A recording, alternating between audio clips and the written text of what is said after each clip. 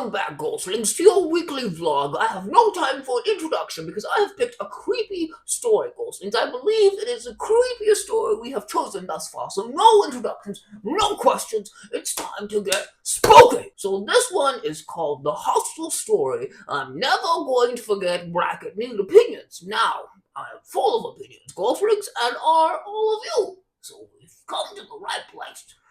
This comes from Historical Tower 8461. This happened in November 2024 when I was the first year of my diploma and living in a hostel. I don't really know what a hostel is, Goslings. Please explain it to me. Is it a place where ghosts probably would be?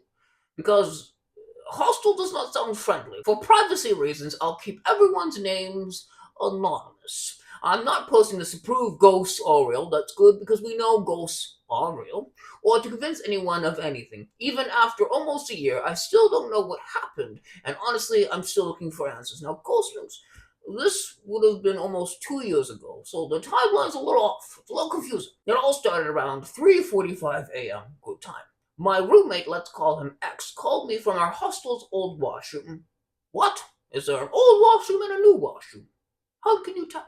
His voice was shaking. He said, "Bro, come to the old washroom right now." I immediately got up and ran there. The corridor was unusually silent. Is it usually loud at 3:45 a.m.?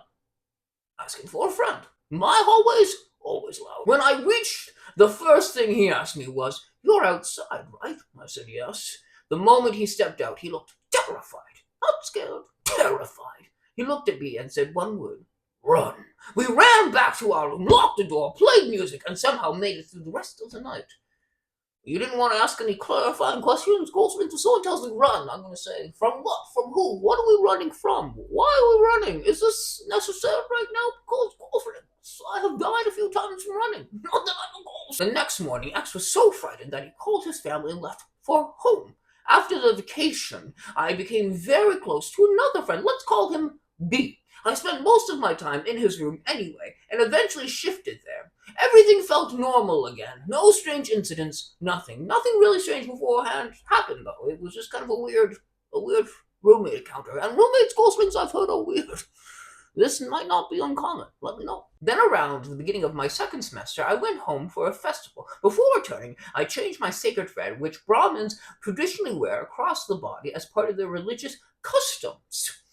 I had eaten non-vegetarian food and hadn't changed it in a long time, so I placed it before returning to the hostel.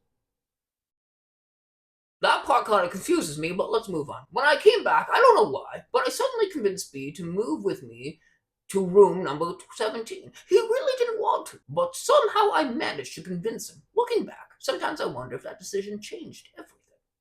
Room number 17. 17 isn't a scary number, Goslings. You kind of have to be in the hundreds to get really spooky. Room number 17 had a window facing an empty field. Nearby was a government hospital. Oh, Goslings. Government hospitals? Haunted! I'm feeling a ghost coming on. Do you feel a ghost? Is it just me? How far back can I go? Let's continue. I always slept with the window open because I liked fresh air. Then one night, around 1 a.m., I woke up, or at least I thought I woke up. I could see my room, I could see B sleeping, but I couldn't move. I couldn't speak. I couldn't even lift a finger. Now, Goslings, this is spooky, but my question is, when you're sharing rooms with somebody, is it better to have two beds or you share a bunk bed? Then I saw the room door slowly opening, and I saw what looked like a woman wearing a white sari entering the room. She slowly walked toward my bed, climbed up near my feet, and sat on my chest. I felt pressure. My breathing became heavy. I wanted to scream. I wanted to wake B up, but nothing came out. I could only watch. Eventually, I snapped out of it, terrified. I moved closer to B and somehow fell asleep. The same bed, Goslings. What's your relationship with B? Are you more than friends? Best friends? But it wasn't just one night. The same thing happened again and again for the next 2 days. Then something inside me started changing. I became angry for no reason, irritated all the time, emotionally unstable. One day, after a small argument with B, I suddenly felt completely alone. I spent hours crying on the hostel terrace. I would go downstairs, then go back up and cry again. I made sure nobody saw me. Then, for the first time in my life, thoughts entered my mind that genuinely scared me. I even searched about it. I tried calling friends. Nobody answered. Around 1:35, I finally called home, all crying. After that, things became blurry. According to everyone around me, I became completely uncontrollable. Around 20 to 25 people were trying to calm me down and hold me. Even the principal arrived. People started putting religious lockets and pendants around my neck. Okay, Goslings, I was believing the story at first, but it's sounding a little possession movie. Just a little bit. Meanwhile, my family was traveling almost 200 kilometers to get me. The next morning, when they took me to a Muslim spiritual healer, at first everything felt normal. Then, during the ritual, he blew prayers over me, and I still remember this part. It felt like something rushed through my body, like electricity. No pain, no fear, something else. According to my parents, I wasn't acting like myself. Eventually, I was given an amulet. And after that day, everything slowly stopped. It's almost been 1 year now. I've left that hostel completely and moved to another hostel beside the highway. And since then, nothing like that has ever happened again.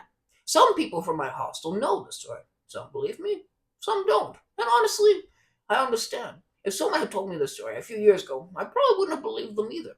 Maybe it was sleep paralysis, maybe stress, maybe a mental breakdown, maybe something science can explain. Honestly, I don't know.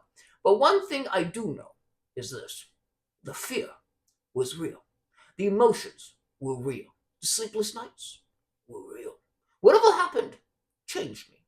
Some of my friends still don't believe me, and that's okay, because I've only heard the story from someone. I might not have believed them either. But I lived through it. I felt it. And some experiences are impossible to explain to people who haven't gone through them themselves. Even now, I never sleep beside an open window anymore. I never went back to that old washroom alone. Maybe that's fear. Maybe that's trauma. But even today, whenever I randomly wake up between 3 and 4 in the morning, room number 17 comes back. Oh, Ghostlings, that was spooky. We're back, Ghostlings. The silence, the ceiling fan, looking over and seeing B sleeping peacefully, checking if the door was locked, making sure the window was closed. And sometimes I still ask myself one question. If I had never convinced B to move to room 17, would any of this have happened? And the strangest thing of all, why did everything stop only after I left that hostel?